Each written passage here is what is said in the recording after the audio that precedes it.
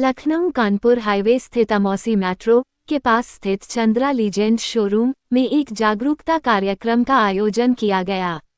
इस अवसर पर शोरूम के मालिक Ujjwal Gupta, regional manager Indrajit Mukherjee, showroom से संबंधित स्टाफ और सम्मानित नागरिक मौजूद रहे। इस कार्यक्रम में आए हुए सभी लोगों को उपहार देकर सम्मानित किया गया।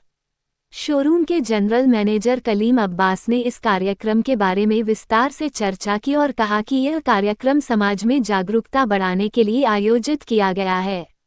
कार्यक्रम में मौजूद सम्मानित नागरिकों ने भी अपने विचार साझा किए और शोरूम के प्रयासों की प्रशंसा की। इस कार्यक्रम के माध्यम से चंद्रा लीजेंड शोरूम ने समाज में जागरूकता बढ़ाने के लिए एक महत्वपूर्ण कदम उठाया है। मेरा नाम कलीम अब्बास है और जावा का जो चंद्रा लीजेंड्स शोरूम है, हमारा 2 शोरूम है। एक लालबाग में स्थित है, एक आपका Amausi opposite Amausi near Mahindra showroom. तो इन दोनों का मैं जनरल मैनेजर हूँ। आज हम लोग लखनऊ कानपुर हाईवे पे ये अमौसी के पास हैं, तो ये तो आपकी लोकेशन हो गई। बिल्कुल। तो अब आप इसके बारे में आम जनता के लिए अगर कुछ कहना चाहें तो आप बताइए, उसके बाद मैं आपसे कार्यक्रम के बारे में बात करता हूँ। आम जनता के लिए ये है कि जो लोग भी बाइक को पसंद करते हैं, मतलब पावर पसंद करते हैं, वो हमारी बाइक को एक बार चला के देखें, एक बार टेस्ट राइड लें। हमारी बाइक में जो है अगर कोई और 350 सीसी या 300 सीसी की बाइक है और हमारी 350 सीसी या 300 सीसी की बाइक है, तो इसमें 42% जो है पावर ज़्यादा है और बाइक के मुकाबले। जैसे हमारी 350 सीसी की जो जावा FJ बाइक है, जिसका आज हम लोगों ने जो है सेलिब्रेशन किया है, ये viewer choice of the year के नाम से इसको अवार्ड मिला है DNA की तरफ से 2024 अवार्ड। और इसमें 42% इसका पावर ज़्यादा और बाइक के मुकाबले मिलेगा। तो एक बार हमारी बाइक को राइड करके देखें, फील लें पावर का और एंजॉय करें। आप ये कह रहे हैं कि आपकी बाइक जो है मार्केट में जो बाइक्स हैं उनकी तुलना में काफ़ी अच्छी है। बिल्कुल, 42% पावर कैपेसिटी इसकी ज़्यादा है। एक बार आप आम जनता के लिए फिर से मॉडल या उसके गाड़ी के बारे में अगर आप कुछ बताना चाहते हो तो आप बता दीजिए। बिल्कुल। अभी सितंबर में लॉन्च हुई जावा 42 FJ बाइक 350 सीसी पावर का जो इंजन रखती है। इसमें और बाइक के मुकाबले 42% पावर ज़्यादा है। इसका BSP जो है 29.70% के आसपास है, 70% है, और जिसकी वजह से इसका पावर ज़्यादा है। और इसी वजह से इसका लुक बहुत डिसेंट, बहुत अच्छा है, जिसकी वजह से इसको 2024 DNA अवार्ड से सम्मानित किया गया है। First choice of the year के नाम से इसको बाइक अवार्ड मिला है। अच्छा, आज कार्यक्रम जो आपका अभी चल रहा था, तो मैं भी 2-3 घंटे से रुका हुआ हूँ, आपका कार्यक्रम कवर कर रहा हूँ। तो इसमें पब्लिक भी आई हुई है, तो उनके आने का क्या है, मतलब उनको किस पर्पज से आपने बुलाया था, उनका क्या इसमें आने का उद्देश्य था? इसमें मोस्टली जावा 42 FJ के जो कस्टमर हैं उनको हमने बुलाया था। उनसे उनका रिव्यू लिया है और उनका जो है उनसे पूछा है कि बाइक में कोई प्रॉब्लम तो नहीं फील उनको आ रही है, अगर आ रही है तो उसका रिजोल्यूशन करेंगे। उसके अलावा मैंने जो बाइक के कस्टमर को बुलाया था, उनको कुछ प्रोग्राम में जो शामिल हुए हैं उनको गिफ्ट वगैरह दिए गए हैं और सेलिब्रेशन हुआ है, तो इसीलिए बुलाया गया। आज इसमें केक कटिंग का भी कार्यक्रम आपने किया है और आपके कुछ सीनियर अधिकारी भी आए हैं, तो अगर आप उनके बारे में कुछ बताना चाहें तो। इस सेलिब्रेशन में हमारे ओनर मिस्टर उज्ज्वल गुप्ता थे और कंपनी से RM साहब आए थे, हमारे मिस्टर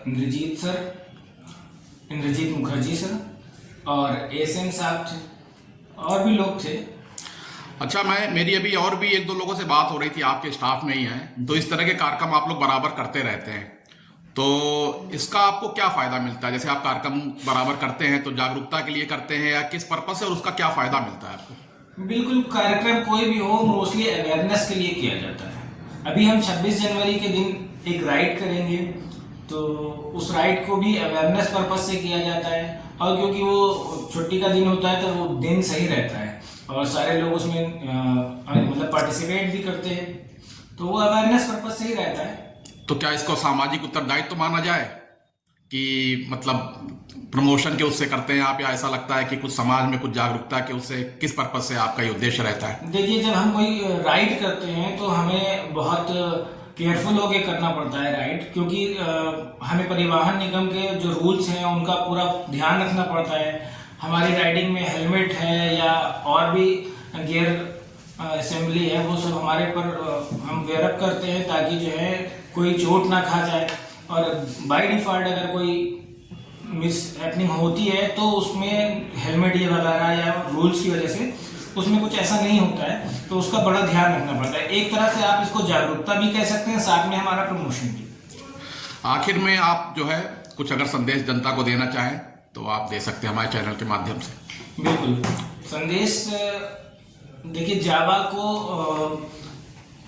सन 1929 से जाना जा रहा है, तो कुछ ऐसा खास नहीं है, सभी लोग जानते हैं।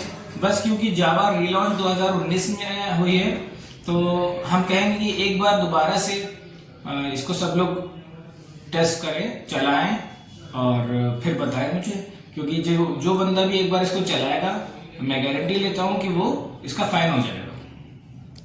नाक बंद करके भागोगे और दोनों नाक खोल के भागोगे, दोनों बड़ा फर्क है। तो आप ये समझो कि गाड़ी के अंदर दो नाक है, तो जो एग्जॉस्ट में जो गाड़ी के ऊपर जो इंजन में प्रेशर पड़ता है ना, बहुत ज़्यादा कम पड़ता है, इससे इंजन की परफॉर्मेंस और लाइफ दोनों ही बेटर होती है।